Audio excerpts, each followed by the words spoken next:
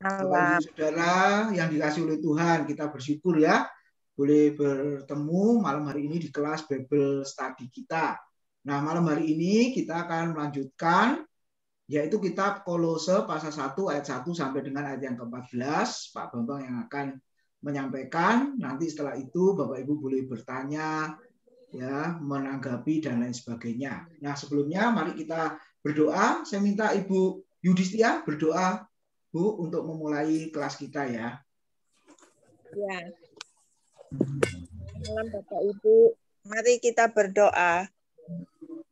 Tuhan Yesus, Bapa kami yang bertahta di dalam kerajaan surga, dikuduskanlah nama-Mu, datanglah kerajaan-Mu, jadilah kehendak-Mu di bumi seperti di surga. Bapa, kami bersama-sama datang padamu, mengucap syukur dan terima kasih bahwa kami boleh berada bersama-sama untuk belajar firman-Mu malam ini, walaupun melalui Zoom, tapi kami bersyukur bisa bertemu satu dengan lain, berbincang-bincang, terutama mau mendengarkan firman Tuhan. Tuhan, kami sangat terbatas. Roh Kudus pimpin kami untuk dapat mengerti apa yang disampaikan nanti oleh Bapak Bambang. Tuhan yang berbicara melalui Pak Bambang agar firman yang disampaikan dapat menjadi berkat bagi kami yang mendengar. Tuhan juga pakai kami untuk dapat memberitakan, berbagi berkat firman kepada orang lain lagi. Kami teringat pada saudara-saudara kami yang belum bisa hadir. Tuhan tilik pada mereka, juga pada ibu yang lututnya sakit. Tuhan juga tahu, Tuhan tengok, Tuhan beri cepat sembuh. Tuhan, bagi yang belum hadir, Tuhan juga menyertai yang kalau memungkinkan sebentar ini juga bisa segera bergabung bersama kami. Acara pelajaran pemahaman Alkitab ini Tuhan yang menyertai dari awal, pertengahan, hingga selesai, dan kami mendapat berkat yang luar biasa dari Tuhan. Terima kasih Bapak, kami mengucap syukur, terima kasih atas penyertaan Tuhan di dalam pelajaran kami malam ini. Terpujilah Engkau Bapa Allah yang mengasihi kami, yang empunya kerajaan, kuasa, kemuliaan selama-lamanya. Kami berdoa dalam nama Tuhan Yesus. Haleluya. Amin. Amin. Ya, makasih Bu Yudhistia. Saya silakan langsung Pak Bambang. Ya. Baik, selamat malam Bapak Ibu sekalian. Kita mengucap syukur karena malam hari ini kita boleh bertemu lagi di dalam kelas pendalaman Alkitab kita. Kita masuk di dalam surat Efesus ya. Kita belajar tentang surat Efesus. Kolose, Pak. Kolose. Surat Kolose. Nah, karena ini ya, saya rancu nyebut Kolose itu karena sama Efesus itu karena memang ini disebut surat kembar. Ya, surat kembar. Jadi poin pikirannya itu antara Kolose dan Efesus ini kira-kira adalah ada banyak kesamaan yang nanti kita akan periksa di dalam antara surat Efesus dan surat Kolose. Nah, kalau kita melihat posisi kota Kolose, Ya, itu dapat kita lihat di bagian perjalanan Paulus, penginjilan Paulus yang ketiga itu di petanya adalah kita melihat antara Efesus dan Kolose ini kurang lebih berjarak 160 kilo. Ya, Bapak Ibu bisa bayangkan 160 kilo itu Surabaya sampai mana ya? Ada yang tahu kira-kira 160 kilo itu Surabaya sampai di mana? Madiun. Sampai Madiun ya, Pak Andreas ya? Ya. Kalau sampai Solo berapa? 267. Oh, Solo 267 ya? Ya. Ya. Jadi untuk mencapai antara Efesus dan Kolose, kira-kira dari Surabaya sampai ke Madiun. Nah, Bapak Ibu bisa bayangkan posisi Efesus dan Kolose. Nah, yang perlu kita ketahui adalah Efesus ini merupakan kota yang cukup besar. Ya, Efesus ini menjadi sebuah ibu kota provinsi. Ya, kota Efesus. Nah, Kolose merupakan kota yang lebih kecil. Ya, jadi kalau kita posisi di Surabaya ini menjadi ibu kota provinsi, maka Kolose kira-kira letaknya di Madiun. Ya. Nah, surat ini disampaikan, ya, perbedaannya adalah surat Efesus itu disampaikan itu secara umum untuk gereja secara universal. Tetapi surat Kolose itu disampaikan untuk gereja yang lebih detail, persoalannya lebih detail karena berbicara tentang gereja yang lebih lokal, ya, lebih kontekstual di apa yang dialami oleh jemaat yang ada di Kolose.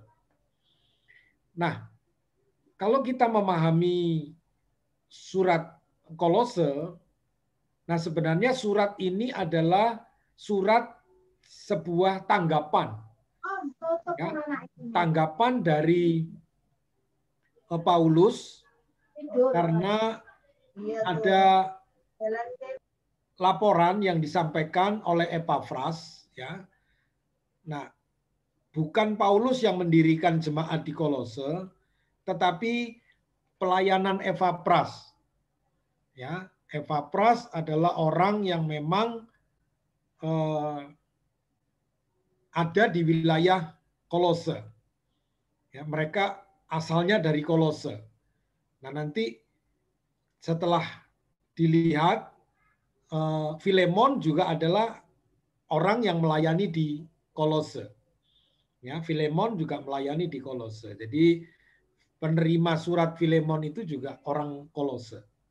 Nah, jadi tanggapan dari apa yang dilaporkan oleh Epafras pada waktu Epafras datang ke Efesus untuk berjumpa dengan Paulus, lalu Epafras melaporkan persoalan-persoalan, ya, atau pertumbuhan jemaat, ya, iman, kasih, pengharapan, ya, pengetahuan, pengenalan, itu semua dilaporkan, diceritakan kepada Paulus, ya, berikut dengan tantangan-tantangan yang dihadapi oleh jemaat Kolose kepada Paulus, disampaikan, lalu Paulus menuliskan surat, ya, untuk apa, persoalan-persoalan apa yang terjadi, ya, dan untuk meneguhkan, menguatkan orang-orang yang ada di Kolose, maka Paulus menuliskan suratnya untuk jemaat di Kolose. Ya. Nah, Kolose termasuk adalah bagian yang disebut dengan surat penjara. Karena diteliti penulisan surat Kolose itu pada waktu Paulus berada di penjara di Roma. Ya, berada di penjara di Roma, kemudian menuliskan suratnya untuk orang-orang di Kolose, ya, karena Paulus memikirkan tantangan yang dihadapi oleh jemaat yang ada di Kolose. Ya, nah, saya memberikan judul dari pasal 1 ayat 1 sampai 14 adalah buah-buah Injil. Ya, buah-buah Injil. Nah, mari kita lihat latar belakangnya. Ya, tadi seperti saya katakan, ya, kota Kolose tadi terletak dekat dengan Laodikia, ya. Nah, di bagian barat daya Asia Kecil itu kira-kira 160 km tepat di sebelah timur kota Efesus. Nah, jadi agaknya jemaat Kolose ini telah didirikan sebagai akibat 3 tahun pelayanan yang luar biasa dari Paulus di Efesus. Ya, kita bisa lihat di dalam Kisah Para Rasul pasal yang ke-20 ayat 31. Jadi Paulus melayani, ya, tinggal di Efesus, ya, selama kurang lebih 3 tahun, hampir 3 tahun. Ya. Lalu di tengah-tengah pelayanan itu maka Epafras itu juga menjadi orang yang melayani Tuhan, lalu kemudian kembali ke tempatnya di kotanya di Kolose. Lalu Epafras mendirikan sebuah jemaat, ya, mulai berkumpul orang-orang percaya, ya, yang ada di Kolose. Nah, alasan untuk menulis surat ini adalah munculnya adanya ajaran palsu yang mengancam masa depan rohani jemaat Kolose. Ya, kalau nanti kita baca masuk di bagian pasal yang kedua, ya, ayat yang ke-8, ya, itu Paulus mengatakan, hati-hatilah supaya jangan ada yang menawan kamu dengan filsafatnya yang kosong dan palsu menurut ajaran turun-temurun dan roh-roh dunia. Ya, jadi ada ajaran-ajaran yang begitu indah, ya, begitu menarik, ya, maka Paulus mengatakan jangan ada yang menawan kamu dengan filsafatnya yang kosong dan palsu menurut ajaran turun-temurun dari dan roh-roh dunia. Jadi Bapak Ibu bisa bayangkan posisi orang-orang yang di Kolose terhadap ancaman, ya, masa depan rohani yang akan bisa runtuh karena adanya guru-guru palsu, ajaran-ajaran palsu, ya, filsafat-filsafat yang diajarkan begitu menarik, begitu luar biasa, karena orang-orang Kolose ini juga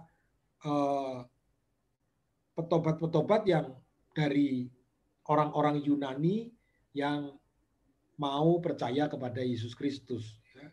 Sehingga pengajaran filsafat begitu kuat. Nah, ketika Epafras seorang pemimpin dalam gereja Kolose, ya, dan boleh jadi memang pendirinya itu mengadakan perjalanan untuk mengunjungi Paulus dan memberitakan tentang situasi di Kolose. Ya, nah, Paulus menanggapi dengan menulis surat ini. Nah, dari berbagai pernyataan Paulus yang menentang ajaran palsu itu, nyatalah bahwa bidat yang hendak meruntuhkan dan menggantikan Yesus Kristus sebagai inti kepercayaan Kristen adalah satu campuran yang aneh, yang terdiri atas ajaran Kristen, ya. Jadi ajaran Kristen ini dicampur dengan tradisi-tradisi Yahudi tertentu di luar Alkitab dan filsafat kafir, ya, filsafat-filsafat kosong kata Paulus, ya, kosong dan palsu. Nah, filsafat apa? Ya, ini yang ditentang oleh Paulus, ya, menentang ajaran itu ternyata adalah ajaran Gnostik. Ya, ajaran Gnostik. Nah, apa itu ajaran Gnostik? Ya, jadi gnostisisme itu merupakan pandangan hidup, ya, pandangan hidup dan pemikiran intelektual. Nah, ini jadi sangat rasio gitu, ya, sangat masuk akal. Gitu. Nah, kebanyakan seorang manusia itu lebih juga memikirkan hal-hal yang intelek, hal-hal yang rasio. Jika rasio itu bisa diterima, kadang-kadang agak bisa mudah diterima. Nah, Gnostik ini merupakan pandangan hidup dan pemikiran yang intelektual secara rasio. Nah, ajaran Gnostik ini mulai dengan dua asumsi dasar tentang roh dan materi. Ya, jadi agak dekat-dekat nih dengan ajaran Kristen. Ajaran Kristen itu manusia itu terdiri manusia yang rohani dan manusia jasmani. Nah, Gnostik juga mulai dengan dua asumsi dasar tentang roh dan materi. Ya, lalu membuat satu pengajaran tentang roh itu pada dasarnya baik dan bahwa materi pada dasarnya jahat. Jadi roh itu baik, materi itu jahat dan selalu begitu. Itu ajaran Gnostik. Nah, hal yang kedua, ya, Gnostik ini juga percaya bahwa materi itu juga bersifat kekal, ya, dan alam semesta tidak diciptakan dari ketiadaan. Ya, jadi alam semesta ini tidak diciptakan dari ketiadaan, enggak. Jadi memang sudah dari kekal itu ada. Ya. Kalau Alkitab berbeda, Alkitab mengajarkan pada mulanya itu kosong, tidak ada apa-apa. Lalu Allah mulai menciptakan alam semesta. Gitu ya. Dalam kitab Kejadian itu menciptakan langit, bumi, lalu menciptakan tumbuhan, menciptakan benda-benda langit, menciptakan terang, menciptakan tumbuhan manusia gitu. Ya. Nah, Allah itu roh, maka ia sama sekali baik dan tidak mau bekerja dengan materi yang jahat. Nah, ini kita bisa melihat mulai yang bertentangan dengan pengajaran kekristenan bahwa memang Allah itu adalah roh, Allah itu memang baik, Allah yang maha baik, Allah yang maha kudus, Allah maha sempurna. Ya. Tetapi Gnostik mengatakan bahwa Allah itu tidak mau bekerja dengan materi yang jahat. Ya, materi itu semua jahat. Jadi tidak mungkin Allah itu pengajaran tentang Roh Kudus ya. Roh Kudus itu dimeteraikan ke dalam hidup manusia. Roh Kudus itu ada dalam diri manusia. Itu tidak mungkin menurut Gnostik. Jadi tidak mungkin gitu.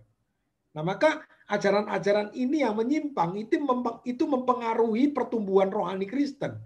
Jadi bagaimana pengajaran Roh Kudus itu bisa diterima kalau orang masih tetap mempercayai ajaran-ajaran Gnostik? Itu yang terjadi. Ya. Nah, ini yang menjadi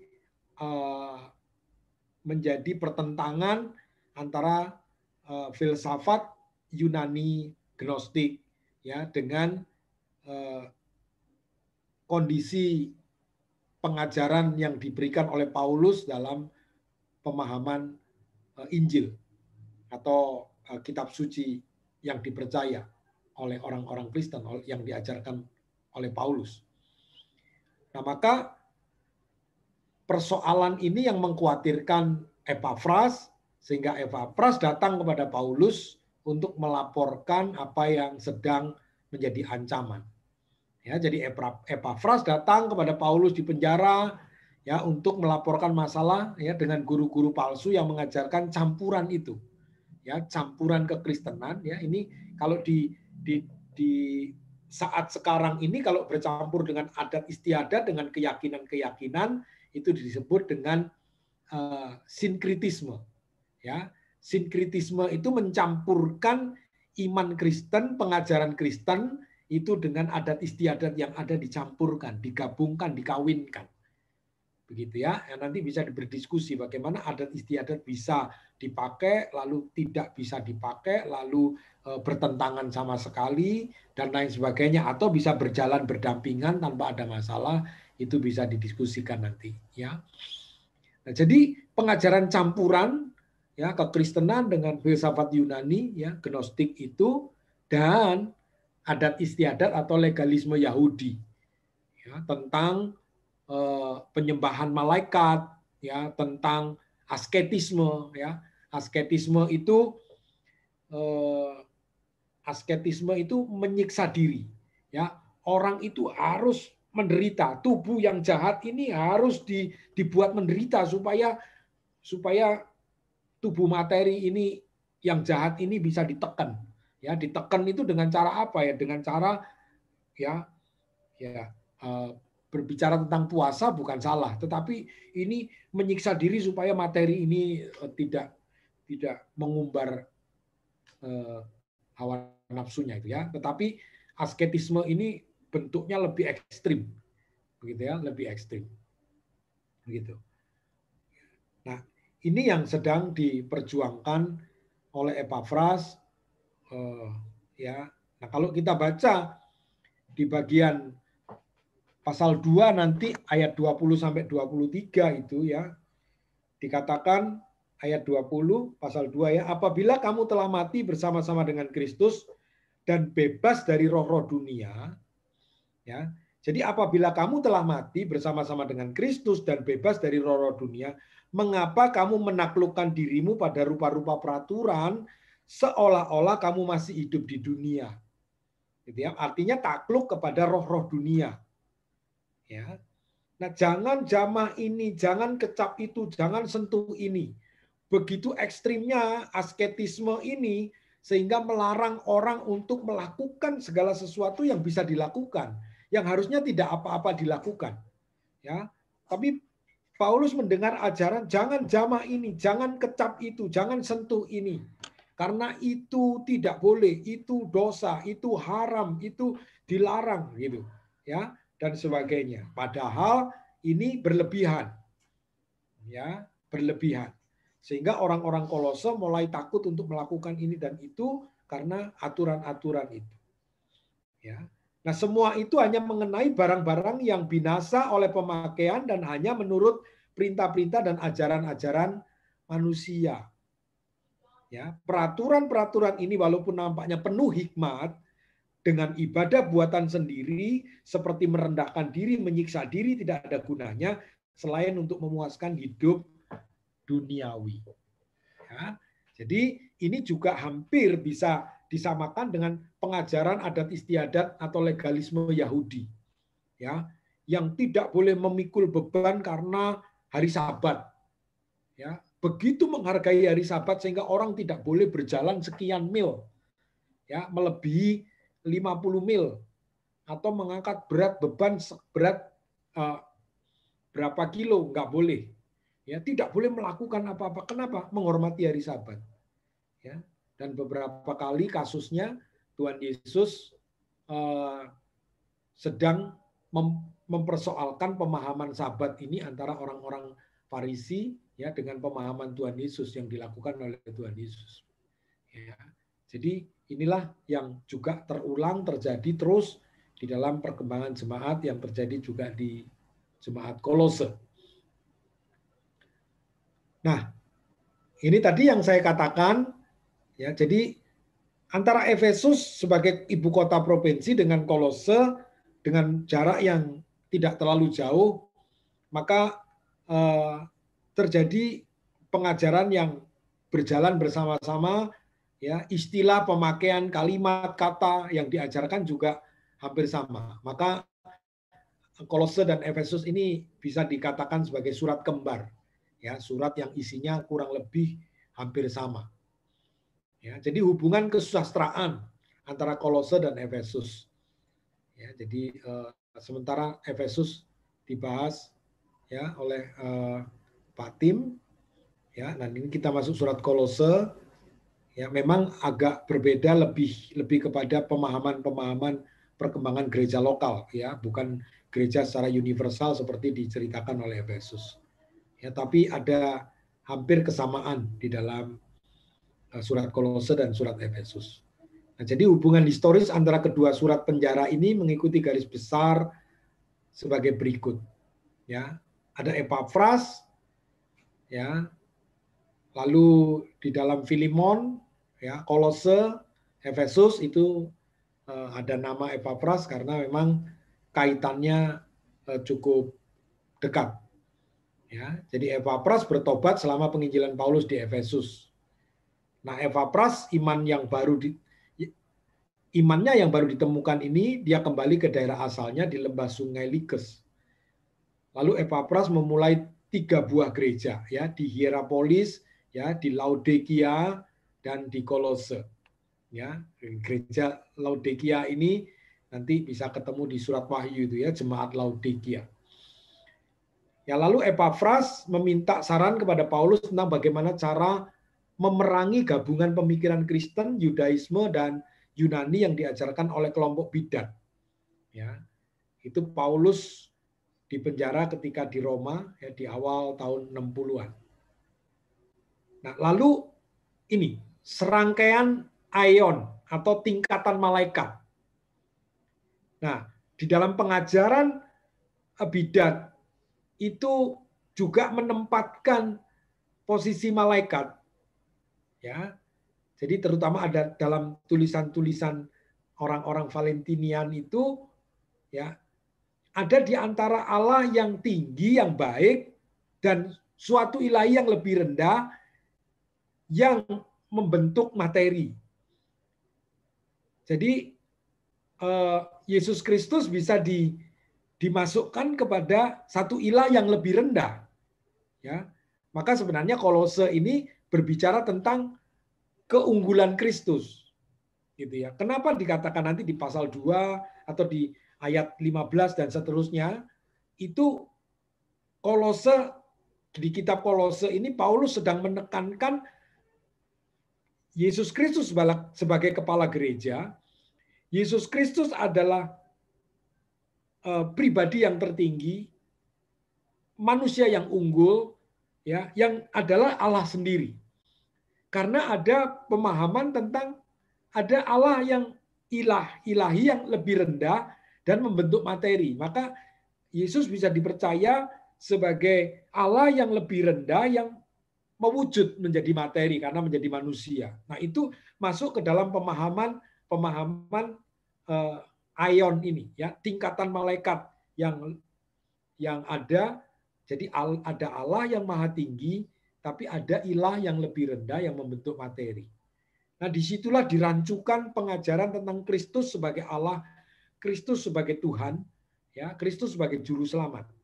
Nah, ini juga ya kalau Bapak Ibu membuka YouTube tentang perdebatan ya antara penganut Tritunggal dan penganut Oneness itu adalah gitu ya, Allah, Yesus itu dan lain sebagainya. Saya juga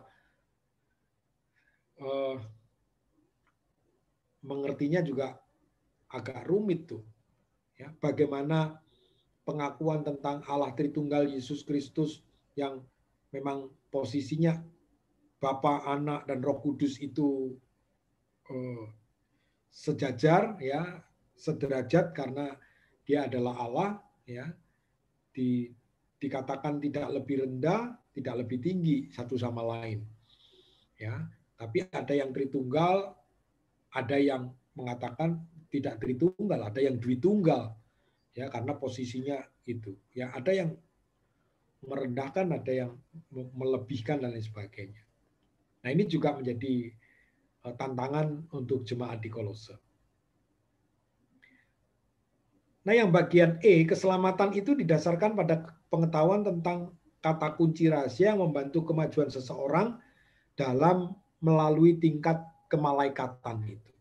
Jadi menuju kepada Allah yang tinggi, yang baik tersebut. Bagaimana didasarkan pada pengetahuan ya tentang kata kunci rahasia yang membantu kemajuan seseorang dalam melalui tingkatan. Jadi harus ada tahapan-tahapan yang dilalui sebagai manusia ini ya untuk mencapai tahapan itu dengan filsafat-filsafat itu ya. Dengan pengajaran-pengajaran filsafat yang diberikan itu supaya manusia ini bisa menjalani tahapan-tahapan. Karena Paulus mengajarkan dengan percaya kepada Kristus, maka engkau menerima penebusan dan engkau bisa sampai kepada Bapa. Tetapi pengajaran bidat ini mengajarkan dengan paham-paham yang berbeda. Ya. Adat istiadat Yahudi dicampurkan dengan filsafat itu, lalu mulai membentuk satu pengajaran-pengajaran yang berbeda dengan apa yang diajarkan oleh firman Tuhan. Nah, guru-guru palsu menganjurkan metafisika Yunani. Ya, jadi ada metafisik secara Yunani itu tadi dikatakan roh dan materi adalah sama-sama kekal. Ya, roh itu atau Tuhan itu baik, materi itu jahat. Nah, ini yang terus ya diberitahukan, diajarkan ya melalui filsafat Yunani itu. Lalu hubungan kesusastraan antara kedua surat Paulus ini, yang pertama, Paulus mendengar tentang ajaran sesat di dalam gereja yang secara pribadi belum pernah ia kunjungi. Ya, yang secara pribadi memang Kolose ini belum pernah dikunjungi oleh Paulus, ya, dan Paulus mendengar ada ajaran sesat yang masuk di gereja Kolose. Itu melalui berita yang dibawa oleh Epafras. Lalu Paulus menulis surat yang memukul dengan keras, dengan kalimat-kalimat pendek dan emosional yang diarahkan pada guru-guru palsu. Jadi tema sentral adalah ketuhanan kosmik dari Yesus. Nah, ini dikenal sebagai surat Paulus kepada Kolose. Jadi ketuhanan Yesus itu adalah Tuhan di atas segala Tuhan, Allah di atas segala ilah. Di antara alam semesta itu, Yesus itu adalah Tuhan. Lalu yang ketiga, ya, rupanya segera setelah menulis Kolose dengan waktu yang ada di penjara, ia mengembangkan tema ini ya dalam surat yang kita kenal sebagai Efesus, ya. Lalu itu diberitakan kepada gereja secara universal. Ia tahu bahwa upaya menggabungkan pemikiran Yunani dan Injil untuk tujuan membuat kekristenan relevan dengan budaya Yunani ini akan menyebar ke semua gereja-gereja baru di Asia Kecil. Inilah yang ditakutkan oleh Paulus. Bagaimana penggabungan pemikiran Yunani dan Injil ini supaya kekristenan itu kelihatan relevan. Ya, bukankah kita zaman sekarang ini juga mencari pemahaman Injil yang lebih relevan, ya, sehingga dipaksakan dengan mencampurkan pemikiran-pemikiran filsafat-filsafat dunia supaya pengajaran Kristen ini lebih masuk akal. Ya, mendorong supaya lebih masuk akal. Nah, kalau lebih masuk akal, itu sebenarnya lebih mudah diterima. Begitu. Kenapa kita tidak membuat mudah diterima? Tetapi pemaksaan yang sebenarnya tidak pemaksaan yang bertentangan dengan kebenaran, itulah yang menjadi masalah. Bukan soal memberikan penjelasan yang lebih mudah, gitu ya. Makanya pemahaman Tritunggal itu dicoba untuk dipahami secara mudah, akhirnya orang memutuskan nggak usah Tritunggal deh yang dipikirkan, jangan Tritunggal karena nggak masuk akal, gitu ya, nggak relevan untuk pemikiran kita. Ya, bagaimana Allah itu ada tiga, tetapi bukan tiga tapi satu, dibilang satu tapi tiga. Nah itu kan nggak bisa dipikirkan. Ya, nah maka mencari solusi bagaimana pemikiran-pemikiran dunia atau pemikiran-pemikiran yang dikatakan lebih rasional itu digabungkan dengan kebenaran Injil, ya, supaya lebih mudah. Nah, ini yang ditakutkan, paham yang agak menyimpang ini akan menyebar ke semua gereja-gereja baru di Asia Kecil, karena di Asia Kecil mulai tumbuh, ya, orang-orang percaya karena pengalaman Pentakosta yang ada di Yerusalem, ya, di Yerusalem itu karena orang-orang Yahudi yang datang ke sana dan melihat tentang bagaimana Roh Kudus yang dijanjikan oleh Yesus Kristus itu, sehingga murid-murid Yesus yang tiba-tiba bisa berbahasa yang bermacam-macam itu, lalu itu menjadi kesaksian yang baik, ya. Dan mereka yang pulang ke wilayah masing-masing, ya, di wilayah Asia Kecil, beberapa provinsi yang ada di wilayah Asia Kecil, mereka mulai mempercayai Yesus Kristus, ya, dengan pengajaran-pengajaran yang mulai disampaikan oleh perjalanan penginjilan Paulus ke Asia Kecil. Nah, ini yang ditakutkan ajaran ini menyebar. Nah, Efesus dicirikan oleh kalimat-kalimat yang panjang dan konsep-konsep teologis yang telah dikembangkan. Nah, surat ini menggunakan Kolose sebagai titik awal dan menarik keluar implikasi teologisnya. Ya. Nah, tema utamanya adalah kesatuan dari segala sesuatu di dalam Kristus yang merupakan kontras terhadap tadi, aion tadi, ya, bahwa ada tingkatan-tingkatan kehidupan kerohanian, tingkatan malaikat, ya, ada ilah yang lebih rendah, nanti terus gitu ya, nanti menuju kepada Allah yang maha tinggi, ya, lalu dari gnostisisme yang baru mulai. Nah, struktur sastra dan teologis yang terkait, ya, struktur dasar, keduanya memiliki pembukaan yang sangat mirip. Ya, masing-masing buku ini memiliki bagian kedoktrinan yang berurusan terutama dengan Kristus. Jadi sekali lagi, Kolose sedang menjelaskan tentang keutamaan Kristus. Ya, jadi tema keseluruhan itu adalah keutamaan Kristus, keunggulan Kristus. Ya, lalu masing-masing memiliki bagian praktis yang menekankan gaya hidup Kristen menggunakan kategori istilah dan frasa yang sama. Nah, nanti kita lihat ya, ada frasa-frasa yang sama, kata-kata yang sama dari Efesus dan Kolose. Kata-kata ini hampir muncul, ya. Kata percaya, ya, kata kudus dan tak bercacat, lalu kata penebusan, pengampunan, ya, segala sesuatu, surga, bumi. Ya, Bapak Ibu bisa lihat frasa-frasa atau kata-kata yang muncul di Efesus dan di Kolose. Ya, oleh sebab itu ini yang dikatakan sebagai surat kembar. Ya, jadi kita mencoba memahami kalau kita membaca surat Efesus dan surat Kolose memang dilandasi oleh satu kondisi yang sama, ya, satu persoalan yang sama dan satu kekhawatiran yang sama dari Paulus, sehingga membuat surat untuk kedua kota ini yang dikanon dalam kitab Perjanjian Baru.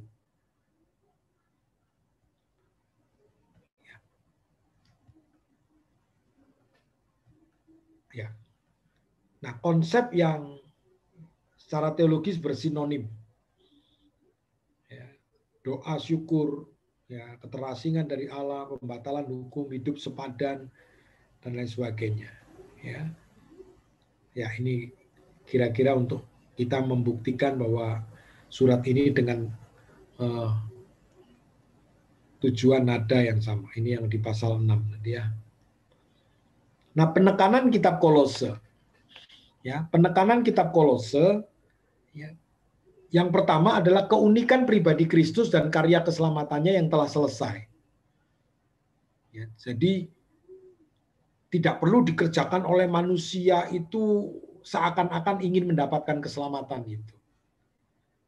Tetapi bagaimana keselamatan yang sudah diberikan, yang sudah dianugerahkan itu yang direspon oleh orang percaya.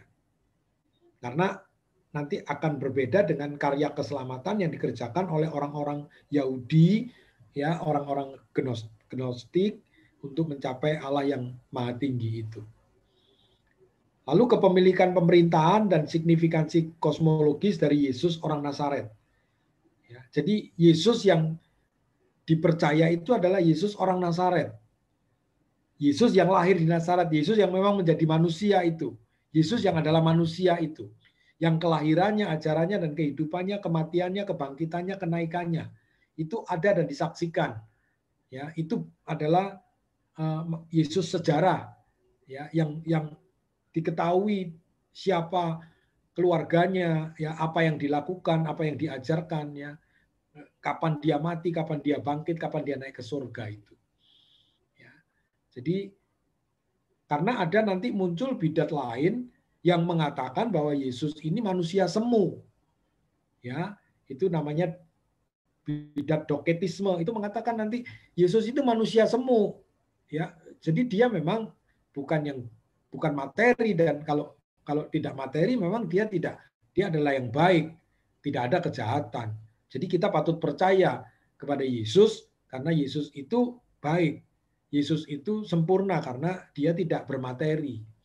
Jadi yang muncul itu manusia semu, bukan manusia yang sesungguhnya. Ya. Nah, tapi yang diajarkan oleh Paulus kepada orang-orang Kolose, Yesus yang kamu percaya adalah Yesus orang Nazaret itu.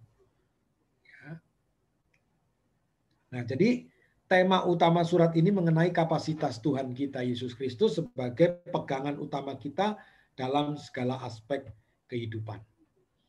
Lalu yang ketiga merupakan kursus singkat mengenai etika. Kolose ini menekankan bagaimana etika, ya, sebagai orang Kristen, sebagai orang percaya, sebagai orang yang diselamatkan, maka Paulus mengajarkan bagaimana kehidupan seseorang yang ada di dalam Kristus. Ya, berbicara soal kehidupan pribadi sampai ke urusan keluarga dan rumah tangga. Ya, oleh sebab itu di kitab Kolose juga ada bagaimana menasehati suami istri. Ya, dari soal pekerjaan sampai cara kita memperlakukan orang lain. Ya, jadi 3 hal yang ditekankan oleh kitab Kolose nanti kita pelajari tentang bagaimana Kristus ya dengan karya keselamatannya yang sudah finish, sudah selesai, lalu Yesus Kristus yang adalah Allah yang adalah manusia. Ya, manusia yang juga adalah Allah. Begitu ya. Lalu etika kehidupan seorang Kristen. Nah, kalau kita masuk di bagian ayat di dalam pasal 1 ayat 1 sampai 14 ya, secara singkat saja ya. Kita mengetahui kebiasaan dari Paulus itu menyampaikan salam ya. Dan ayat 1 ini menunjukkan jelas siapa pengirim daripada atau penulis dari surat ini. Ya, dikatakan dari Paulus Rasul Kristus Yesus ya, oleh kehendak Allah dan Timotius saudara kita. Ya, dari Paulus dan Timotius. Dikatakan oleh kehendak Allah itu membuktikan bahwa pengangkatannya sebagai rasul itu tidak oleh karena kehendak manusia. Ya, tetapi oleh Tuhan Yesus sendiri, oleh kehendak Allah. Ya, dengan kehendak Allah. Itu berarti bahwa ia telah mencapai jabatan ya tidak melalui aspirasi, nominasi atau perampasan tempat. Tapi memang dia dipanggil, dia dipilih ya, tidak menggantikan rasul manapun ya dari murid-muridnya, tidak, tapi dia dipanggil secara khusus. Lalu ayat yang kedua dikatakan untuk orang-orang kudus, kepada saudara-saudara yang kudus dan yang percaya dalam Kristus. Ya, untuk orang kudus. Ya, hagios atau ya hagioi, ya orang-orang kudus. Yaitu apa? Yaitu mereka yang dipisahkan untuk kemuliaan Dia. Hal ini penting karena itu adalah bagaimana orang Kristen ya sebagai orang kudus. Kristen adalah kudus karena darah Yesus. Ya, orang-orang kudus dan yang percaya dalam Kristus. Di dalam Kristus. Kata di dalam Kristus menjadi kunci bahwa mereka kudus itu di dalam Kristus. Mereka percaya di dalam Kristus. Dikuduskan oleh apa? Oleh darah Yesus Kristus dan dibenarkan karena iman. Ya, jadi kita adalah milik Tuhan Yesus yang telah dibeli dengan harga yang mahal, telah lunas dibayar, dan dipanggil untuk melakukan kehendak Allah. Nah, buah-buah Injil Kristus di dalam ayat yang ketiga, ya, itu dan seterusnya buah-buah Injil Kristus. Nah, orang-orang percaya, orang-orang kudus yang telah belajar dari Kristus, ya, telah belajar dari pengajaran Kristus, dari Injil Kristus. Ya, mereka bertumbuh menjadi orang-orang yang senantiasa bisa memahami orang lain. Hubungan dengan orang lain itu dipahami sebagai hubungan rohani karena mereka adalah orang-orang yang diselamatkan. Maka mereka perlu memperhatikan orang lain. Bagaimana ya, berapa kali saya mengingatkan bagaimana kita juga mendoakan orang lain. Ya, yang kita familiar dengan kalimat doa syafaat. Gitu ya. Nah, kenapa doa syafaat itu harus ada? Karena demikian juga Paulus mengajarkan kepada setiap jemaat. Ya. Maka Paulus mengatakan pada saat dia membuka suratnya mengucapkan salam itu, lalu dia mengatakan ya di dalam LAI dikatakan judul perikopnya ucapan syukur dan doa. Kami selalu mengucap syukur kepada Allah Bapa Tuhan kita Yesus Kristus setiap kali kami berdoa untuk kamu. Jadi buah Injil Kristus adalah bagaimana kita juga bisa mendoakan orang-orang lain. Ya, dan ini juga kita terus mencoba menghidupi pola-pola seperti yang dilakukan oleh Rasul Paulus, ya, oleh perintah Yesus Kristus, bagaimana kita juga mendoakan, ya. Musuh saja suruh mendoakan, apalagi saudara-saudara kita seiman, begitu kira-kira. Ya. Lalu ayat yang keempat, buah Injil Kristus. Muncul di sana kata iman dalam Kristus Yesus dan kasih terhadap semua orang. Karena kami telah mendengar tentang imanmu dalam Yesus Kristus dan tentang kasihmu terhadap semua orang. Jadi nyata buah-buah Injil Kristus itu dalam kehidupan orang-orang Kolose karena Paulus mendengar tentang iman mereka dalam Yesus Kristus dan kasih mereka terhadap semua orang kudus. Ya, jadi iman Kolose cukup kuat bahwa kasih karunia Allah adalah jelas di dalamnya. Oleh karena itu Paulus telah mendengar tentang iman mereka karena menyebar ke seluruh negeri. Ya, jadi ini adalah saksi besar dan kesaksian, ya, dari orang-orang Kolose. Ya, hidup dalam Kristus itu akhirnya berbuah, membedakan hidup mereka di dalam iman dan di dalam kasih terhadap semua orang kudus. Ya, jadi iman selalu beroperasi melalui kasih.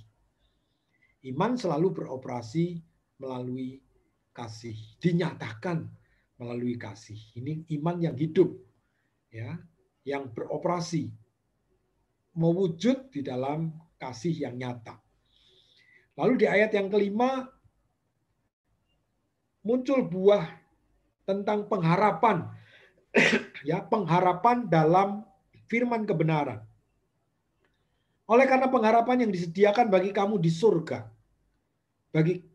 tentang pengharapan itu telah lebih dahulu kamu dengar dalam firman kebenaran, yaitu Injil.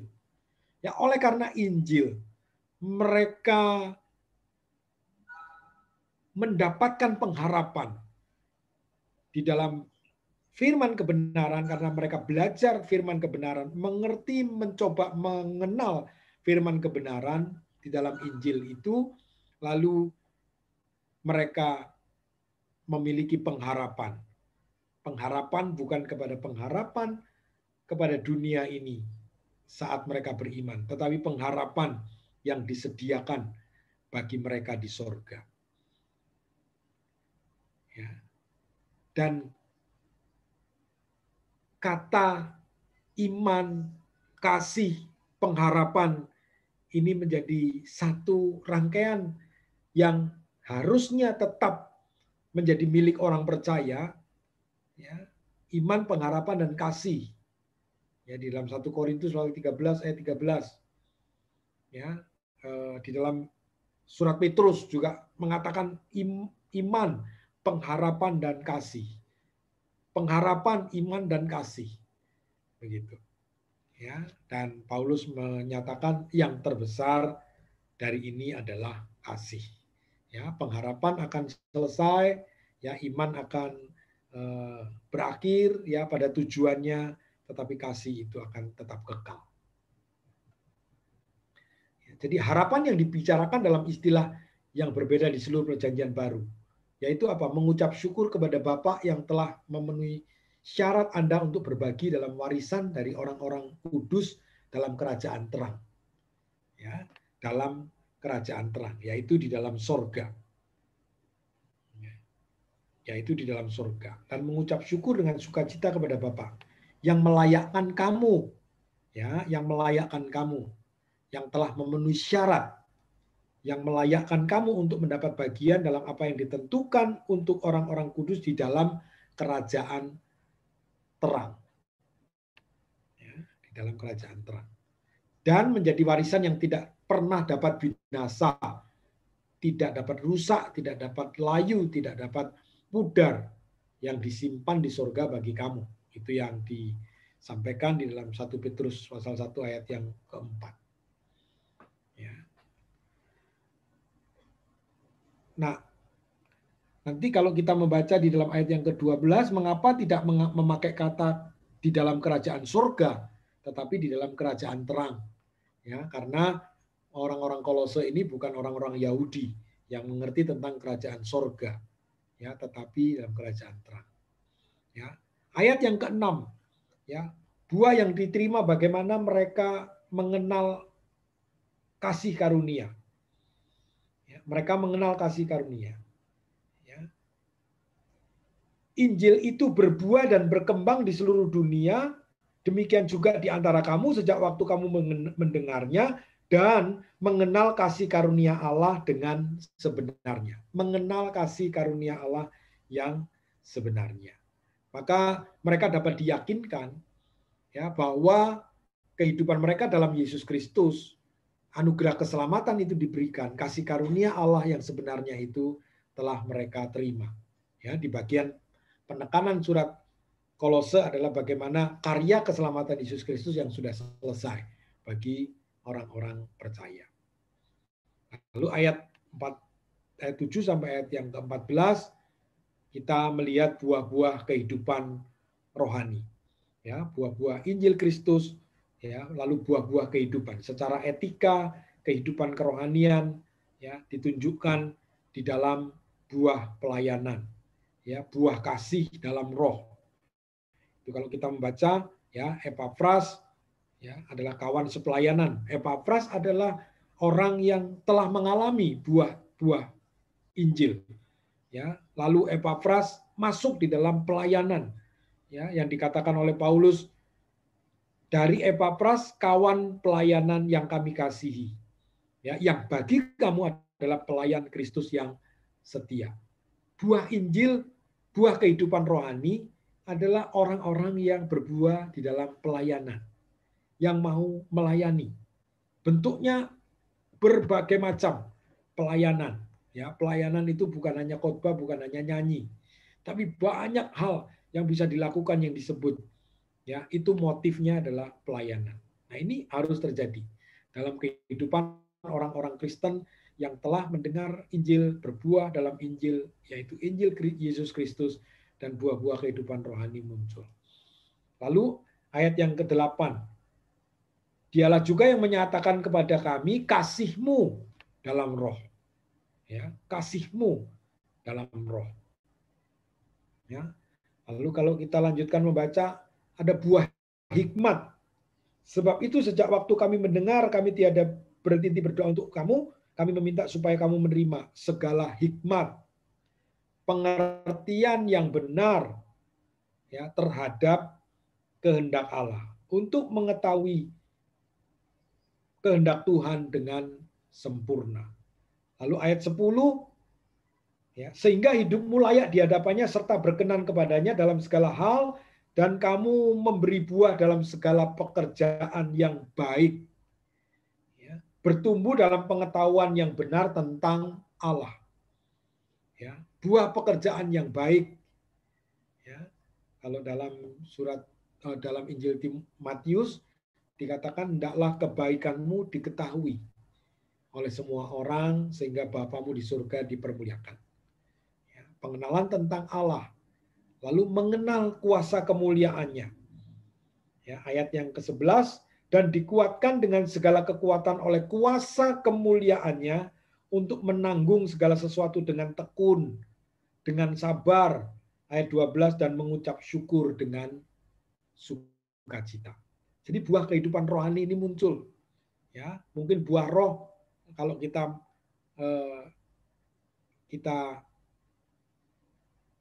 breakdown satu persatu, apa itu kasih, apa itu sukacita, apa itu damai sejahtera, apa itu kesabaran, kemurahan, kebaikan, kesetiaan, kelemah lembutan, begitu ya, maka muncul buah-buah kehidupan rohani di dalam surat Kolose. Mereka yang belajar kepada Injil, mereka hidup dalam roh, mereka mengenal Allah, mereka memiliki buah kehidupan rohani. Ya, mengenal kuasa kemuliaannya yang membuat orang percaya itu bisa tekun, ya, memiliki ketekunan, memiliki kesabaran, yang senantiasa juga memiliki pengucapan syukur dengan sukacita.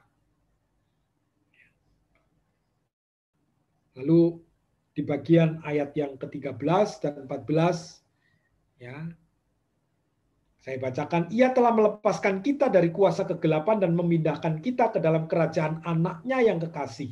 Di dalam dia kita memiliki penebusan kita, yaitu pengampunan dosa. Ya, yaitu pengampunan dosa. Pasal 1 ayat 13 sampai 14 adalah ayat-ayat yang berfungsi sebagai transisi untuk iman. Ya, untuk kredo kristologis, untuk iman ya di dalam Kristus yang indah. Ya, karena ini bagaimana nanti di ayat yang ke-15 dan selanjutnya mulai bagaimana mempelajari tentang kristologi. Bagaimana mempelajari keutamaan Kristus, keunggulan Kristus. Ya, bagaimana ini menjadi sebuah transisi. Ayat yang akan membuat iman ya terhadap Kristus itu akan lebih jelas. Ya, dari ayat 15 sampai 20 ya nanti ini menjelaskan apa yang telah dilakukan Allah Bapa bagi orang percaya melalui anaknya. Ya, di dalam Dia kita memiliki penebusan kita, yaitu pengampunan dosa. Melalui apa? Melalui Yesus Kristus. Ya, kuasa kegelapan, ya, secara harafiah adalah otoritas. Ya, otoritas dari kegelapan itu. Ya, kekuatan gelap yang berkuasa. Tetapi terang dan gelap sering digunakan ya dalam Yudaisme ya dan dalam gulungan kitab Laut Mati untuk mewakili dua alam spiritual yang baik dan yang jahat. Ya, yang dari ayat-ayat itu diperlihatkan tentang bagaimana kerajaan gelap dan kerajaan terang. Ya, ia melepaskan kita dari kuasa kegelapan. Ya, lalu memindahkan, ya, dimukimkan kembali atau direlokasi dari dunia kepada surga. Dari kefanaan kepada kekekalan, dari gelap menjadi terang, dari yang lama menjadi yang baru. Nah, demikian. Ya. Nah, kerajaan, Yesus menggunakan konsep ini sebagai realitas saat ini dengan menyempurnakan di masa depan. Ya, bahwa akan menerima kerajaan anaknya yang kekasih, yang akan kita dapatkan. Ya. Konteksnya menekankan apa yang sudah dimiliki orang percaya dalam Kristus. Ya, kalau kita melihat di Efesus pasal 2 ayat 5 sampai yang ke-6. Ya. Lalu ya Paulus tidak sering menggunakan frasa yang persis sama dengan Yesus tentang kerajaan Allah, begitu ya, kerajaan surga atau kerajaan Allah, karena memang kemungkinan banyak orang yang bukan Yahudi ya yang tidak bisa menerima konsep tentang kerajaan Allah itu apa. Lalu yang terakhir ya di ayat yang ke-14, di dalam Dia kita memiliki. Ya. Kata itu di dalam Dia, di dalam Dia kita memiliki penebusan. Ya, ini sebuah present aktif indikatif di dalam menunjukkan bahwa di dalam Dia, hanya di dalam Dia itu ya sebagai satu indikasi tidak ada di tempat lain, tidak ada di orang lain, tetapi di dalam Dia kita memiliki penebusan, tidak di tempat lain, tidak dengan cara kita, tidak di tempat manapun, ya, tidak oleh siapapun. Di dalam Kristus orang percaya telah dan terus memiliki berkat keluarga Allah. Ya, jadi penebusan ini mungkin telah menjadi singgungan pada istilah perjanjian lama, ya, tentang kata menebus, ya, ditebus ya oleh oleh keluarga. Jadi dalam perjanjian lama itu seperti kita baca kisahnya Rut dan Boas, gitu ya. Jadi Boas itu adalah keluarga yang bisa menebus Rut, ya. Lalu Yesus membeli kita kembali dari perbudakan. Nah, itu sudah dijelaskan bagaimana ya kata menebus, yaitu berarti membeli ya orang-orang yang ada di pasar budak itu untuk diambil, untuk dibebaskan. Ya. Jadi penebusan itu terus menjadi milik kita dan akan disempurnakan oleh Yesus Kristus di masa yang akan datang. Nah, inilah yang kita nantikan, yaitu keselamatan yang sudah dikerjakan di dalam kehidupan kita. Ya. Saya pikir sampai di sini dulu penjelasannya. Saya kembalikan ke Pak Tim, mungkin ada yang mau menanggapi dan mendiskusikan materi ini. Terima kasih. Ya, terima kasih Pak Bambang untuk pemaparan materinya. Nah, Bapak Ibu, kita sudah dijelaskan ya dari pengantar surat Efesus dan eksposisinya ya pasal 1 ayat 1 sampai dengan ayat yang ke-14. Nah, tokoh yang utama disinggung adalah Epapras. Itu sama dengan Epaphroditus. Ya, jangan sampai bingung. Di Filipi pasal 2 kan ada Epaphroditus yang nyaris mati, sakit nyaris mati, tapi Allah mengasihani dia. Nah, itu sama ya. Epapras atau Epaphroditus itu orang yang sama, Saudara. Oke, isunya di situ kenapa Paulus menulis surat sudah dijelaskan, karena ajaran sesat disebut filsafat yang kosong, lalu ajaran campuran tadi ya, ajaran Kristen, tradisi Yahudi dengan filsafat. Nah, ajaran campurannya apa? Disebut gnostik tadi ya, dari kata gnosko itu artinya pengetahuan itu ya. Jadi pandangan hidup dan pemikiran rasio, pemikiran tadi ya. Roh itu baik, materi itu jahat. Makanya menurut orang gnostik tidak mungkin, tadi Pak Abang sudah singgung, Roh Kudus memenuhi orang percaya, memenuhi manusia. Karena Roh Kudus itu suci, manusia atau materi itu jahat, jadi nggak mungkin. Apalagi Yesus yang adalah Allah, yang suci mau menjadi manusia, itu sangat tidak mungkin. Nah, ini hubungannya dengan Injil Yohanes ya. Makanya Rasul Yohanes mengatakan justru yang engkau bilang tidak mungkin menjadi mungkin.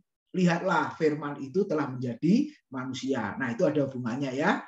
Lalu sinkretisme, iman dan budaya dicampur, Saudara. Lalu asketis, menyiksa diri supaya tingkat kesempurnaannya menjadi lebih lagi, ya jauh dari pengaruh duniawi dan lain sebagainya. Nah, hati-hati, puasa juga itu bisa jadi asketis, saudara ya, menyiksa diri tidak makan dengan tujuan supaya dirinya nanti sempurna atau dapat pengetahuan yang lebih lagi. Nah, kalau tujuannya itu kita sama dengan penganut asketis juga. Nah, saya harap motivasinya beda ya. Oke, lalu kalau kita lihat, saudara-saudara, nah ajaran Kristen ya masuk akal, relevan, jangan sampai mengorbankan kebenaran, saudara. Ini yang harus diingat. Nah, lalu keunikannya tadi sudah dijelaskan, keunikan tentang Kristus dan karya keselamatan ya, saudara. Lalu Yesus adalah Tuhan, lebih utama dari segala sesuatu. Kemudian tingkatan kursus singkat ya, materi singkat tentang etika, hidup pribadi, berkeluarga, rumah tangga, pekerjaan, cara memperlakukan orang lain, betul. Jadi perbandingan paralel ya antara Efesus dengan Kolose itu ada. Oke, salam penulis sudah disebutkan tadi bahwa Paulus dan Timotius, nah dipilih menjadi rasul bukan karena kehendak manusia tapi kehendak Allah. Kemudian gereja atau orang percaya itu tadi disebut orang-orang kudus. Ya artinya dipisahkan untuk Tuhan, dipisahkan untuk memuliakan Allah. Kita yang harus ingat ya, panggilan kita sebagai orang percaya benar-benar dipisahkan dari dunia ini, dari gelap menuju kepada terang. 1 Petrus 2 ayat 9 ya, yang dulunya bukan umat sekarang jadi umat. Seperti itu. Oke, buah Injil tadi sudah dijelaskan ya, doa, iman, kasih, pengharapan, seperti itu. Oke, sekarang silakan Bapak Ibu yang akan bertanya atau menanggapi dipersilahkan. Ya, mari Bapak Ibu Saudara. Ada Pak Karjo, Pak Rudi. Wah, Pak Rudi hadir nih. Ya, mari Bapak Ibu. Ya, Pak Rudi. Ya, selamat malam. Malam. Selamat malam, Pak Tim. Ya. Selamat malam, Pak Bambang, teman-teman. Ya, malam, Pak. Wah. Saya kan mau mengkritisi yang tadi itu. Bagaimana bukan menyederhanakan. Tadi disebutkan bahwa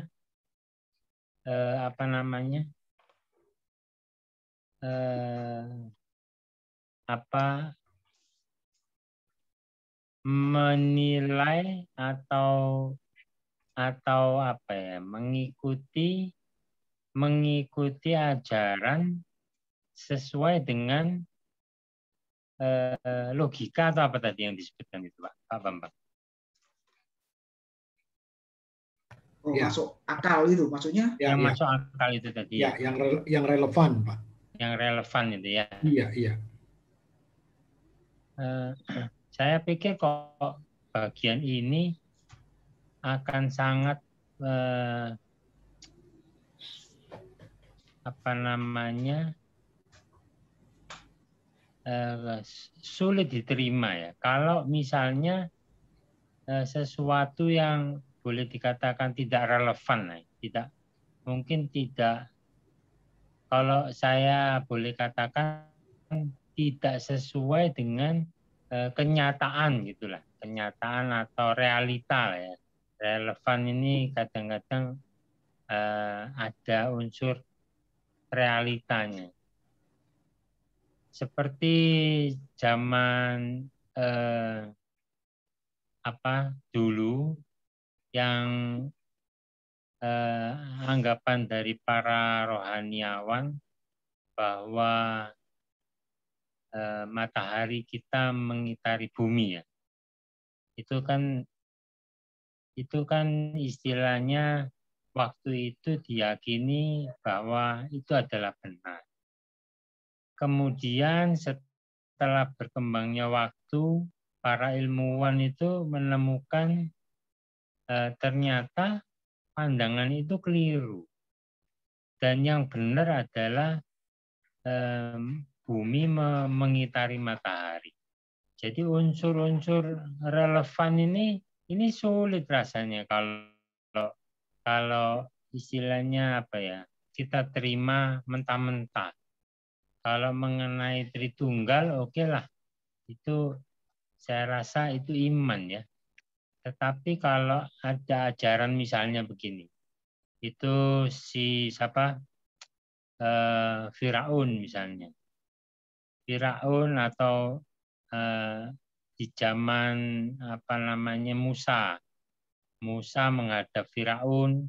Kemudian setelah kita pelajari di sejarah, ternyata ini misalnya ini umpama. Ternyata Firaun yang disebutkan dalam Alkitab tidak ada, atau ciri-ciri yang seperti itu. Ini misalnya ya, umpama. Jadi bukan sebenarnya ada, tapi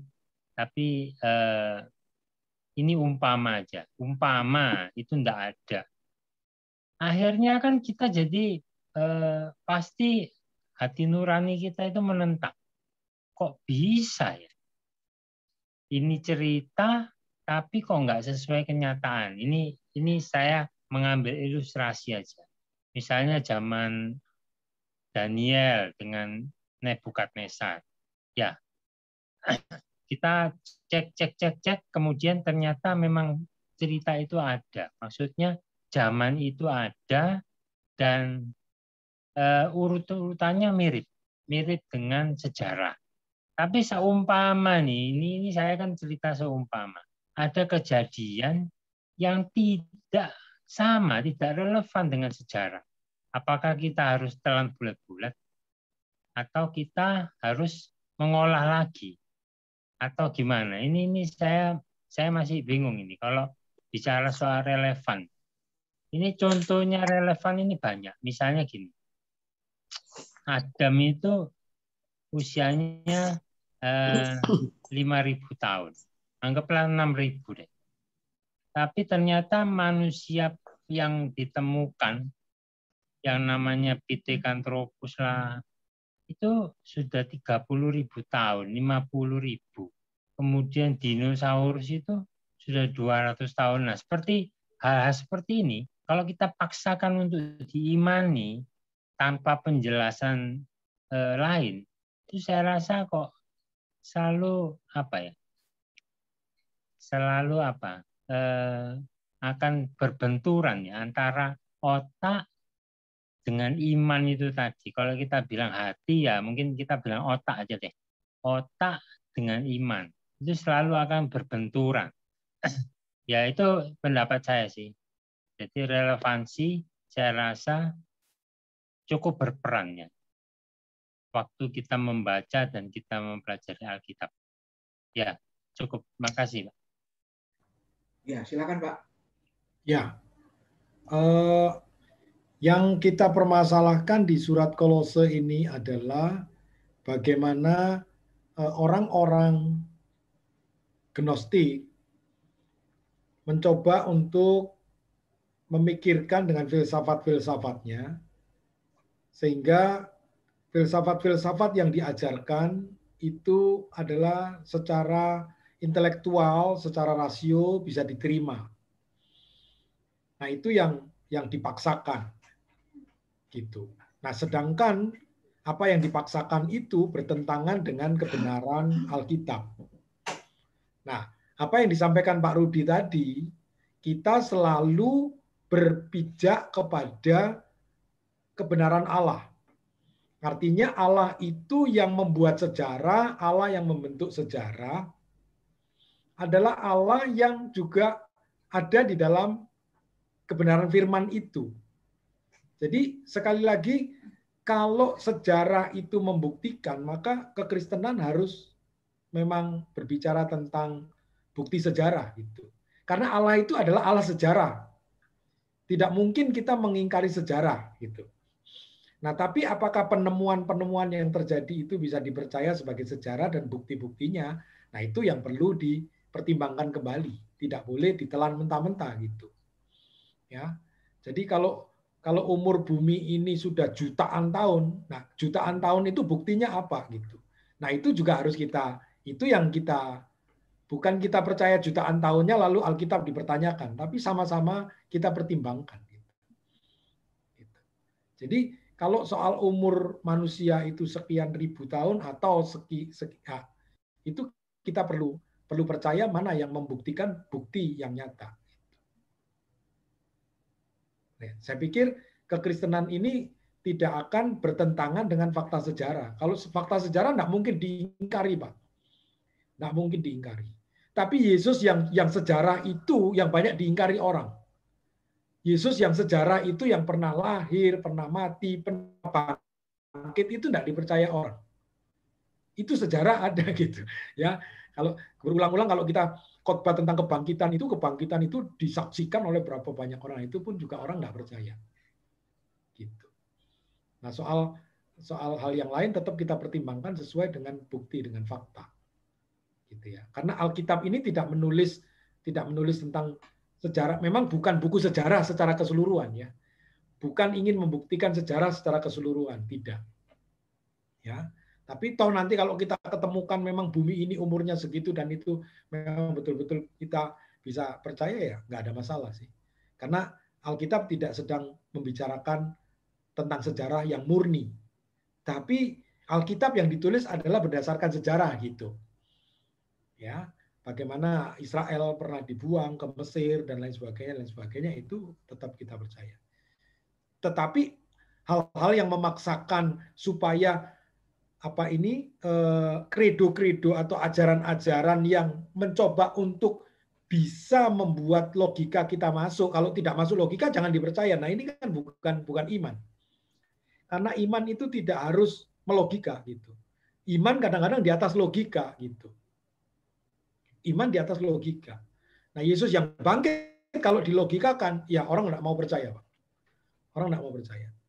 Bagaimana manusia bisa bangkit? Kan gitu, sama gitu. Ya, tapi yang ajaran filsafat tidak boleh dipaksakan menentang iman kekristenan. Gitu. Karena memang asumsi dasarnya memang sudah keliru. Manusia itu jahat.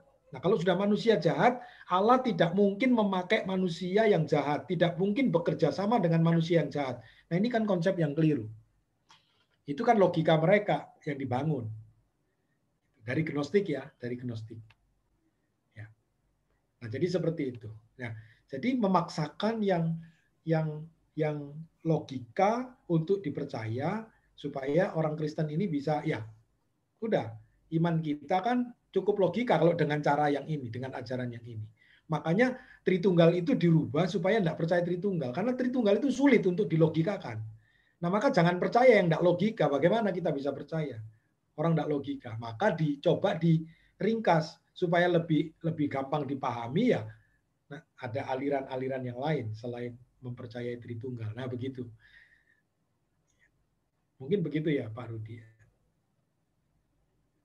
Ya, Pak Rudi, gimana? Jadi intinya kalau masuk akal diterima, kalau nggak masuk akal ditolak. Nah, padahal di Alkitab itu ada bagian-bagian yang nggak masuk akal, tapi melampaui akal. Jadi akal manusia yang terbatas tidak bisa menjangkau ke sana. Nah, makanya harus diterima dengan iman. Makanya itu ya. Sebab kalau fokusnya masuk akal nanti jadi kelompok liberal itu ya. Kelompok liberal. Jadi nggak percaya Alkitab. Nah, soal relevan, memang kalau mau jujur, PL itu ya relevannya untuk orang Israel. Ya kan? Kalau PB itu relevannya ya untuk orang-orang pada zaman Yesus di abad pertama.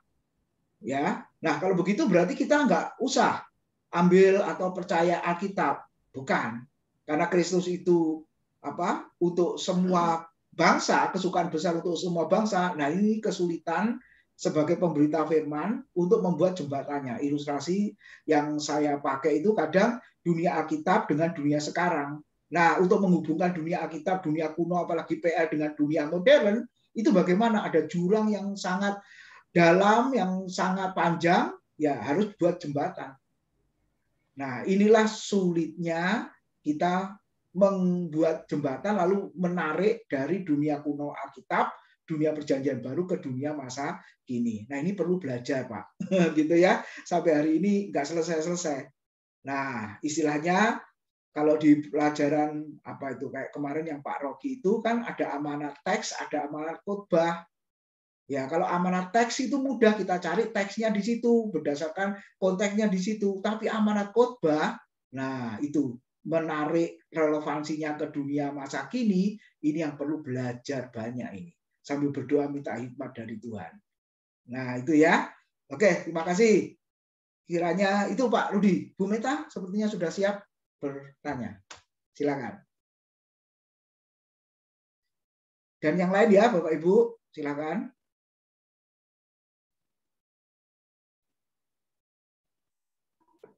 Cukup, Pak. Oh, saya pikir sudah siap bertanya. Belum cukup, nggak apa-apa, Bu. Silakan. Ya. Oke, yang lain silakan Bapak Ibu. Pak Karjo, sudah siap sepertinya.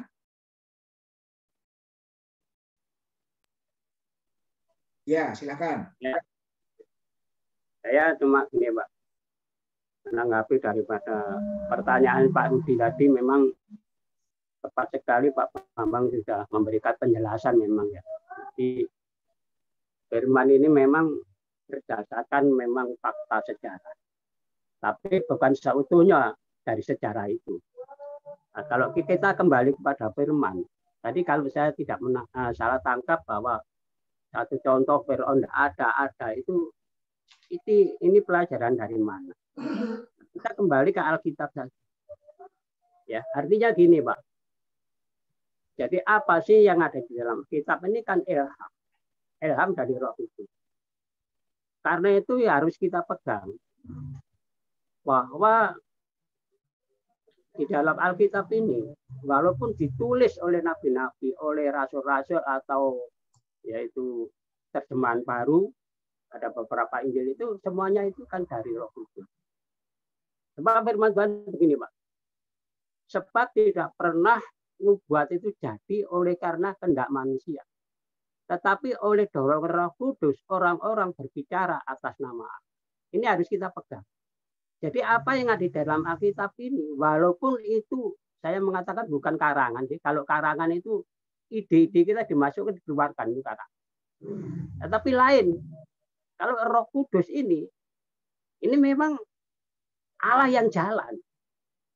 Maka itu kalau kita melihat di sana, sebab itu firman ini, nubuat-nubuat ini tidak boleh ditafsir menurut kehendak sendiri.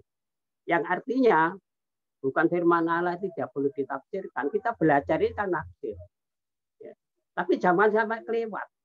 Nah, kita kembali saja fokusnya bahwa apa yang ada di dalam Alkitab ini kita amini aja.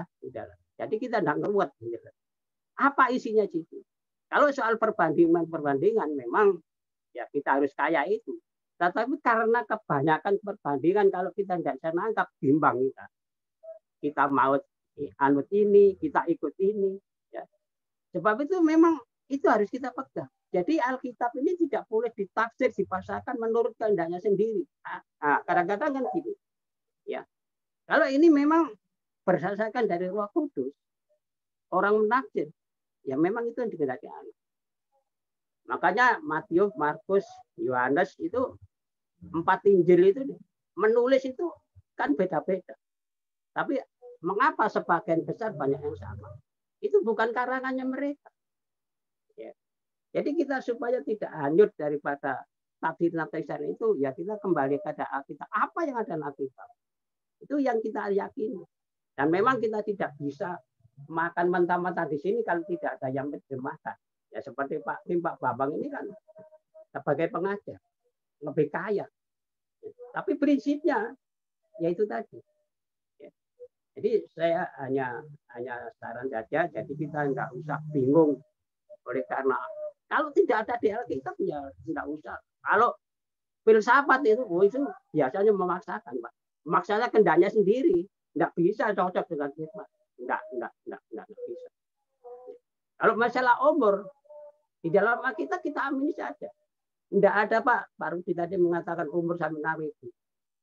Ya. Kalau kita membaca di dalam Kejadian pasal 5 itu lengkap ada 10 besar umur yang panjang. Siapa? Metusela 969. Adam ini hanya 930. Ya itu kita yakini, kita masih data kemana, faktanya kemana, enggak usah lah kalau saya pribadi. Iya, enggak usah. Saya sendiri umur berapa untuk mencari data-data. Saudara, kalau Bambang Rosena saya akui, Pak. Ya saya bukan mendewakan hamba Tuhan ya, tapi kaya dia. Gitu loh. Kaya sejarah, kaya fakta, bahasa kaya. Ya. Jadi dia tidak mau sembarangan ngomong, makanya dia terbuka. Kalau agama yang lain mau diskusi dengan dia, mari, gitu loh, dia talakan. Dia tidak ingin berdebat, tapi kalau mau penjelasannya mari, terbuka, gitu loh. Ya maka itu, ya kita di sini hanya urun saja, kiranya supaya kita ini tidak ragu atas firman ini.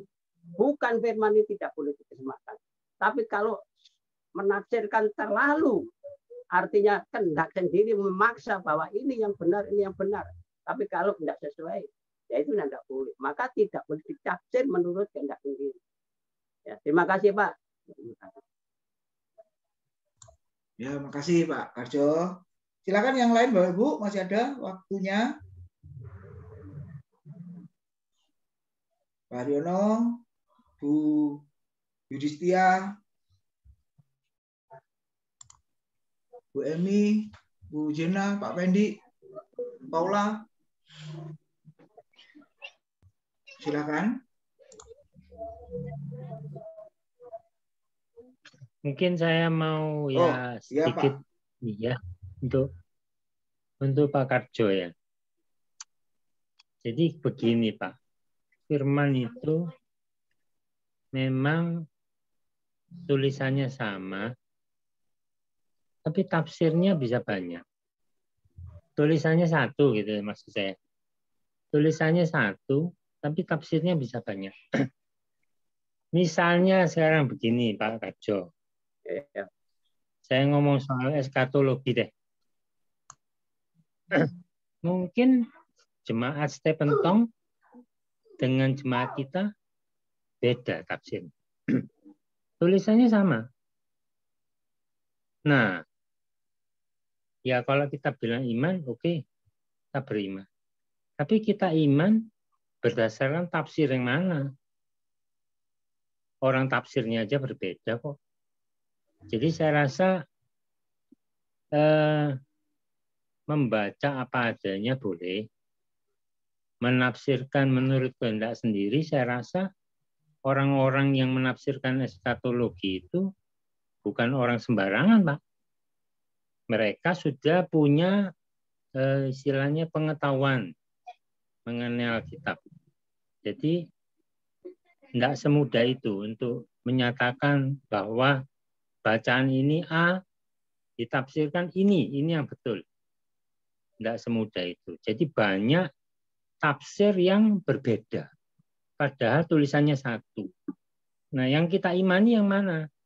Nah, ini yang menjadi tanda tanya. Kita mungkin si A bisa mengimani, oh saya ikut Stephen Tong deh. Si B saya ikut Katolik. Si C saya ikut Bethel.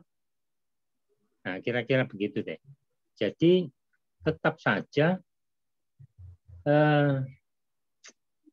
apa yang kita yakini betul, suatu saat mungkin bukan itu yang betul. Oke, kira-kira seperti itu, Pak. Makasih.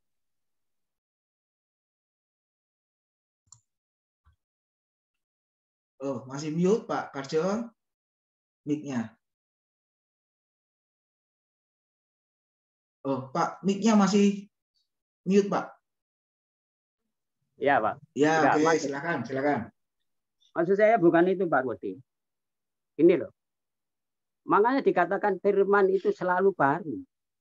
Ya, selalu baru artinya apa yang dikatakan Pak Rodi itu memang kata-katanya, kalimatnya, firman ini tetap yang ini. Tapi penafsirannya tidak sama. Nah, itu yang dikatakan selalu baru. Lah saya ngomong tadi, maka orang yang menafsir ini bukan sembarangan orang memang. Saya sudah dahulu itu. Ya, seperti Pak Tim, Pak Bambang dan lain-lainnya itu sudah lebih belajar ya. Ya, sudah beberapa tahun lebih menggali lebih dalam. Saya bukan maksud apa.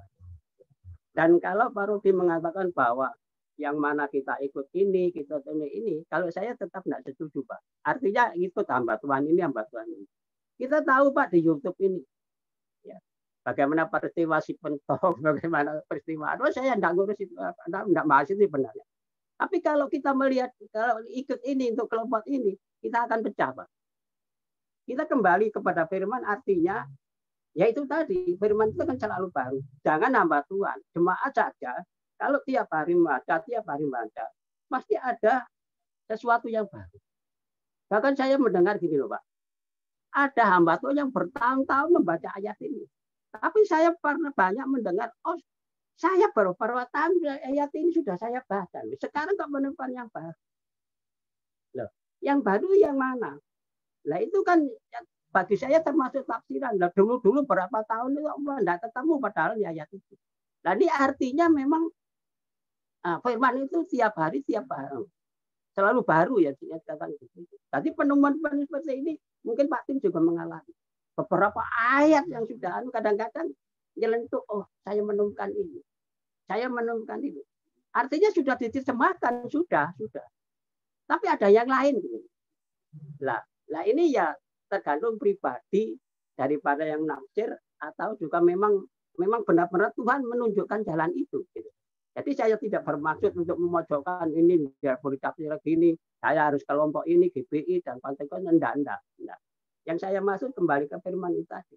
Ya kalau saya seperti saya, ya seperti adanya, saya enggak bisa terjemahan yang lain.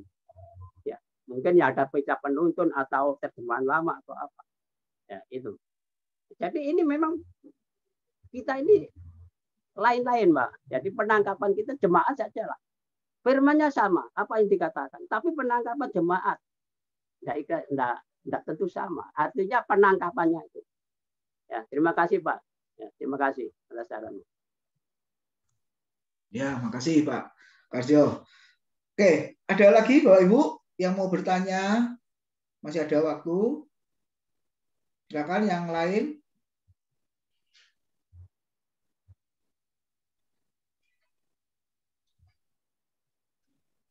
Saya, ya, Bu Pak. Yudhistia. Ya, Bu, silakan. Ya. Yang begini, seringkali jadi pemikiran saya ya, hal anugerah keselamatan.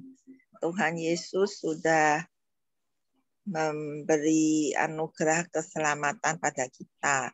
Jadi bagi siapa yang percaya, misalnya gini, saya percaya Yesus adalah Tuhan.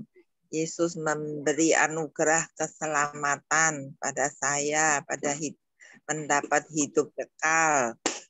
Kemudian sering masih ada kalimat dan melakukan kehendaknya. Nah, seringkali yang terjadi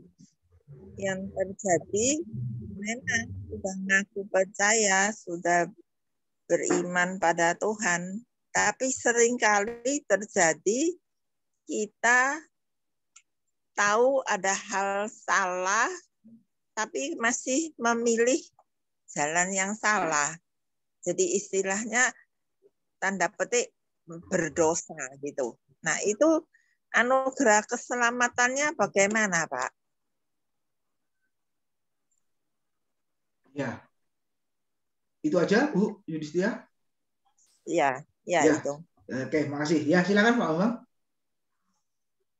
Ya, Bu Yudhistia, yang mendasar sekali yang perlu kita pikirkan adalah seorang yang diberikan anugerah atau kasih karunia itu tidak langsung otomatis dia menjadi orang kudus. Dalam arti kudus secara de facto. Ya, nggak bisa kudus secara de facto.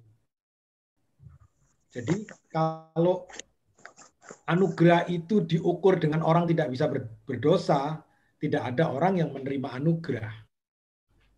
Karena harus penilaiannya harus sesuai gitu. Kalau orang menerima anugerah itu tidak dapat berdosa, artinya tidak ada orang yang menerima anugerah karena semua orang berdosa. Begitu. Justru anugerah itulah yang mengerjakan orang-orang supaya hidupnya bisa menjadi kudus. Karena Roh Kudus itu diberikan, orang tidak otomatis jadi kudus gitu. Tetapi Roh Kudus diberikan untuk menuntun orang hidup dalam kekudusan. Begitu. Nah, ini Roh Kudus kan punya apa itu? Punya karya, punya tugas adalah menolong kita. Memperingatkan kita akan dosa, memperingatkan kita akan kesalahan. Begitu. Jadi kita tidak bisa langsung vonis kalau orang berdosa berarti tidak punya anugerah. Kalau orang punya anugerah berarti tidak bisa berdosa. Nah, itu bukan hukumnya. Karena kalau hukumnya begitu, maka kita bisa pastikan tidak ada orang yang menerima anugerah. Sedangkan anugerah sendiri pengertiannya adalah apa yang tidak layak kita terima itu diberikan oleh Tuhan. Maka keselamatan itu diberikan bukan pada waktu kita dalam keadaan benar. Tetapi Alkitab mengatakan, surat Roma mengatakan, dia mati untuk kita ketika kita masih berdosa. Begitu. Ya, jadi saya tahu nih ujungnya mau kemana. Ujungnya adalah apakah kalau orang itu menerima anugerah keselamatan lalu berdosa, keselamatan menjadi hilang. Itu satu. Atau dipertanyakan apakah orang yang masih berdosa ini apakah dia tidak mendapatkan anugerah. Itu. Nah, jadi kalau ditanyakan anugerahnya bagaimana, ya anugerah itu tetap anugerah. Anugerah itu tetap anugerah, sesuai dengan kehendak Tuhan memberikan anugerah. Jadi kita tidak bisa menilai orang itu apakah mendapatkan anugerah apa tidak. Kita tidak bisa menilai. Ya, lalu jangan sampai orang jadi percaya diri overdosis gitu. Ya, istilahnya percaya diri overdosis gitu. Ya, jadi saya ini sudah menerima anugerah maka saya ini, nah ini kan akhirnya, nah Paulus sendiri mengatakan, aku ini menjaga diriku. Timotius juga diperingatkan, ya bukan Pak Tim tapi Timotius gitu ya. Timotius juga diperingatkan, hati-hati kamu mengabarkan Injil, hati-hati. Ya, terus hidupi itu, ya jangan sampai kamu memberitakan Injil kamu sendiri ditolak. Itu kan kalimat artinya untuk membuat orang itu waspada, bukan anugerahnya itu diambil, tetapi untuk membuat orang itu waspada. Ya, supaya orang hidup dalam anugerah, menghidupi anugerah. Apa itu anugerah? Makanya kebenaran firman itu harus dijalankan sebagai respon terhadap anugerah itu. Begitu. Ya. Jadi anugerah itu adalah hak Tuhan. Bukan ditentukan dan dinilai oleh kita. Ya, ya. Ya. Menjawab apa tidak kira-kira? Gimana, Bu? Iya, maksud saya lihat yang terjadi, saya tahu anugerah harus melakukan kebaikan yang menyenangkan hati Tuhan.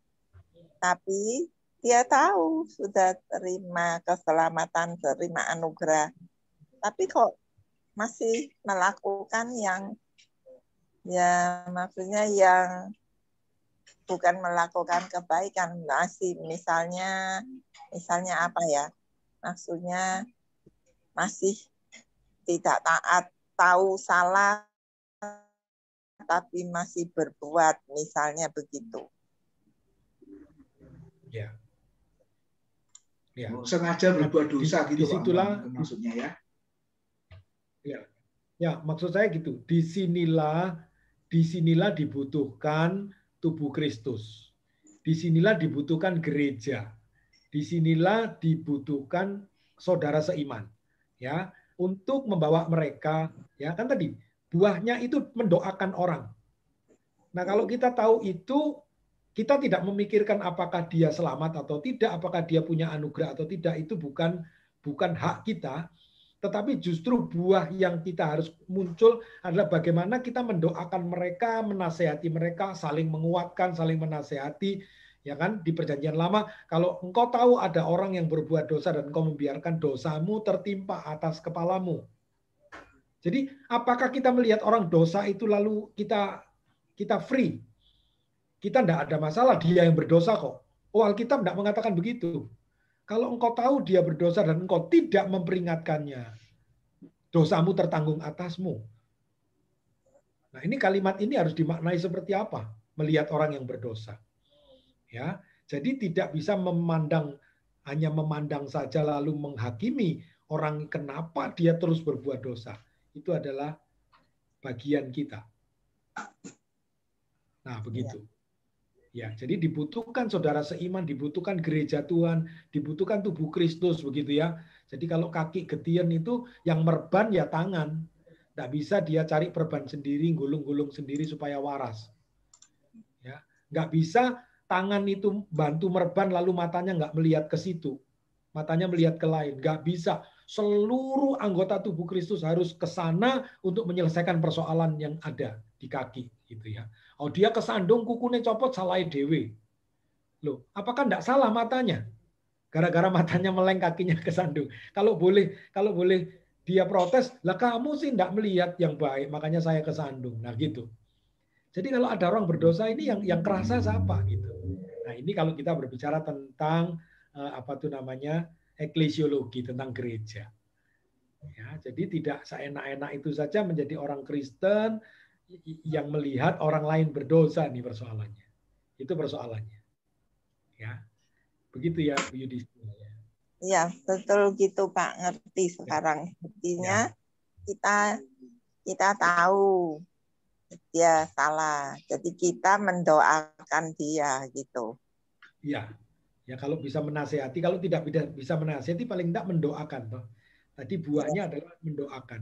Doa syafaat buat orang-orang yang lagi dalam kehidupan yang mungkin tersesat, ya jauh dari Tuhan. Nah, itu kan yang kita doakan. Iya, jadi fokusnya kita enggak usah bilang keselamatan, anugerah, tapi kita tolong untuk mendoakan dia, begitu Pak. Ya. Ya, terima kasih Pak. Ya. Puji Tuhan, ya jelas ya. Oh, Bu Emi David, yuk terakhir Bu. Ya, gitu. Mau saya tutup muncul. Ya sudah. Loh, enggak. Silakan. Nanti enggak bisa tidur. Oh gitu yuk, ya. Silakan. Iya. Salam. Ya, malam. Kalau saya ini pernah mendengarkan satu khotbah mengenai dosa dan keselamatan. Jadi dosa itu tidak bisa dikategorikan sama, tapi sedikit dosa tetap dosa. Jadi semacam kayak gini, saya ini kan ikut orang, kalau bosnya bilang saya enggak ada. Terus masa saya bilang gini, wong saya tahu ada, saya takut dosa. Semacam kayak tentara. Kan enggak boleh nembak. Lah kok disuruh jaga negara terus nembak orang. Kan dosa kalau kita anaknya Tuhan. Jadi dosa itu memang dosa kecil besar itu dosa. Jadi kita tahu kita ini orang berdosa. Kalau enggak ada Tuhan enggak mungkin selamat masuk surga. Tapi dosa itu ada kategorinya. Kalau kategorinya menyangkal Tuhan, itu baru hilang keselamatan. Sekecil apapun kita bilang Tuhan itu adalah nabi. Tuhan Yesus itu adalah nabi maksudnya. Tuhan Yesus itu manusia tapi Tuhan atau gimana. Mengecilkan Tuhan, Yesus bukan Allah, itu sudah dosa. Itu bisa dikategorikan tidak menerima keselamatan. Katanya gitu Pak.